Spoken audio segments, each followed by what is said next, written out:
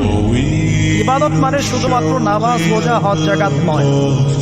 ইবাদত মানে শুধুমাত্র নামাজ রোজা হজ যাকাত নয়, বরং আমার জীবনের প্রতিটা সেক্টরই ইবাদত বলে কাউন্ট হবে যদি আমি সেই কাজটাকে নবীর সুন্নাত অনুযায়ী করতে পারি। আমার কথা কি বুঝতে পারছেন? এই হলো ব্যাখ্যা ওয়া খালাকতুল জিন্না ওয়াল ইনসা ইল্লা লিয়াবুদুন।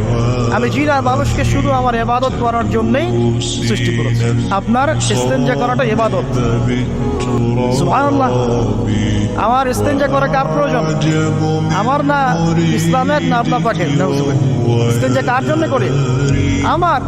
আমার প্রয়োজন। আমাকে এখন ইস্তেনজা করতে হবে, কষ্ট দিচ্ছে আমাকে।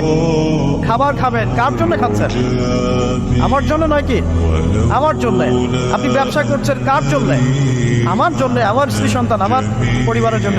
আপনি সমাজ চালাচ্ছেন কার জন্য? আপনার জনগণের জন্য। এখানে স্বার্থ কার? মানুষের না আল্লাহ? আমার স্বার্থে আমি এই সব কাজগুলো করবো, নবীর সুন্নাহ অনুযায়ী করবো, তাহলে দুনিয়াবি কাজগুলোতেও আল্লাহ পাক নেকি দিয়ে দিবেন। কেমন দুনিয়াবি কাজ?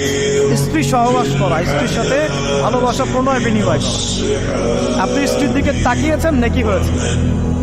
স্ত্রীর হাতটা ধরেছেন, নেকি হয়েছে। স্ত্রীকে আদর করেছেন, নেকি হয়েছে। তার মুখের মধ্যে ভাত তুলে দিয়েছেন, নেকি হয়েছে। আপনার ছেলেকে আদর করে তুলে নিয়েছেন, নেকি হয়েছে। মা ছেলেকে দুধ পান করাচ্ছে, নেকি হচ্ছে।